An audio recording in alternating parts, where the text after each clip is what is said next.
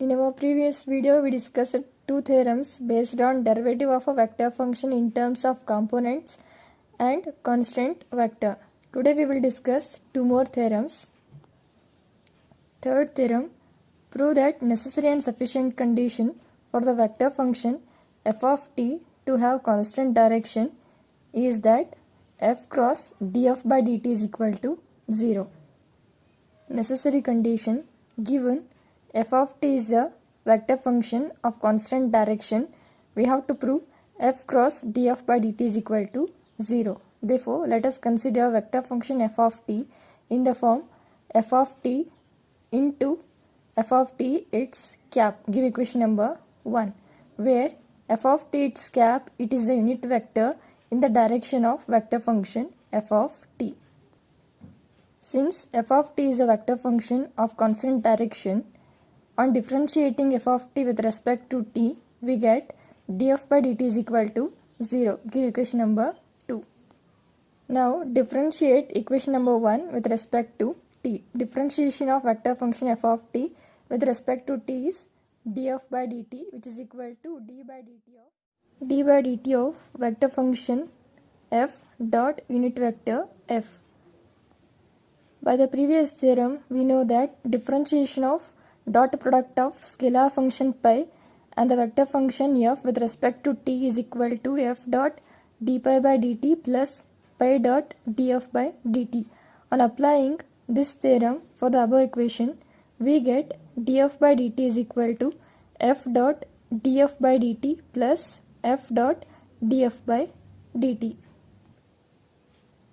We have to prove f cross df by dt is equal to 0.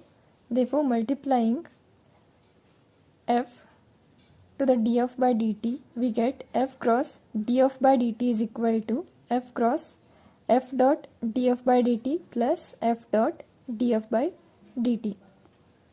We can write the first term as df by dt of f cross f plus second term as df by dt of f cross f. And by the properties of cross product of the vectors, we know that f cross f is equal to 0, and by equation number 2, we know that df by dt is equal to 0. Therefore, 0 into df by dt is 0 plus 0 into f cross f, it is 0. Therefore, our right hand side is 0. Therefore, f cross df by dt is equal to 0. This is with respect to necessary condition. Now, sufficient condition. Sufficient condition is the reverse of the necessary condition. Here, let us consider f cross df by dt is equal to 0. Now, we have to prove vector function is of constant magnitude. Since f cross df by dt is equal to 0, we can write RHS as df by dt of f cross f plus df by dt of f cross unit vector f. Because 0 into df by dt is 0 plus 0 into f cross f is 0. 0 plus 0 is again 0. Now by taking the vector function common, we can write f cross f dot df by dt plus f dot df by dt.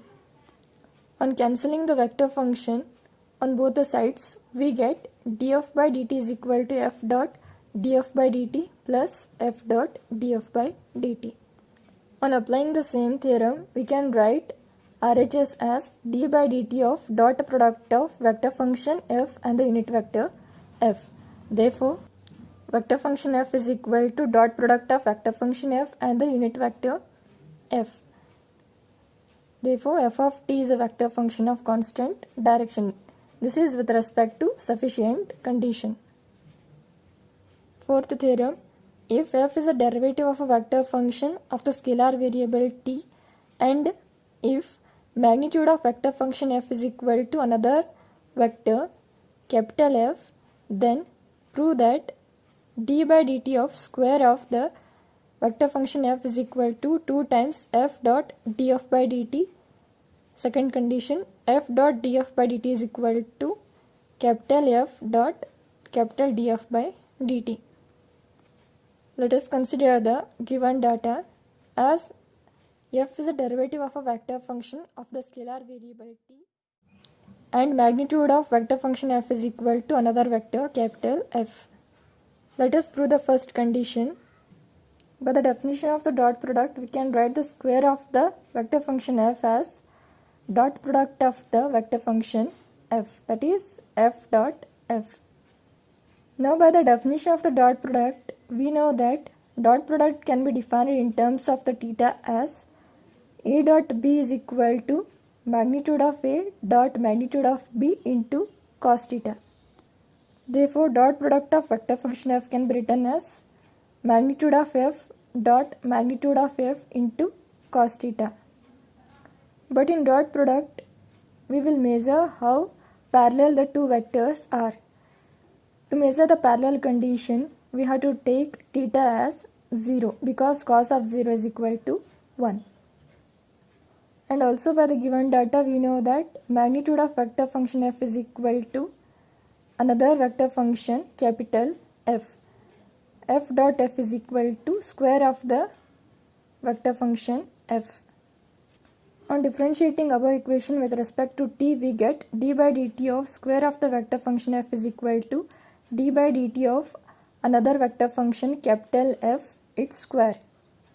Keeping the left hand side as it is, differentiation of x square is 2 times of f dot df by dt. This is the first condition. Give equation number 1. Now by using the equation 1, we have to prove this condition 2. Let us write down the equation number 1. D by dt of square of the vector function f is equal to 2 times of f dot df by dt. Again, square of the vector function f can be written as f dot f. Therefore, d by dt of f dot f is equal to, right hand side is same as it is, that is 2 times of f dot df by dt. Again, by using the same theorem which we applied it for a previous theorem, that is d by dt of dot product of vector function f can be written as f dot df by dt plus f dot df by dt, which is equal to 2 times of f dot df by dt. Left hand side is 2 times of f dot df by dt, which is equal to 2 times of f dot df by dt. On both the sides, 2 will get cancelled. We get f dot df by dt is equal to f dot df by dt. This is with respect to condition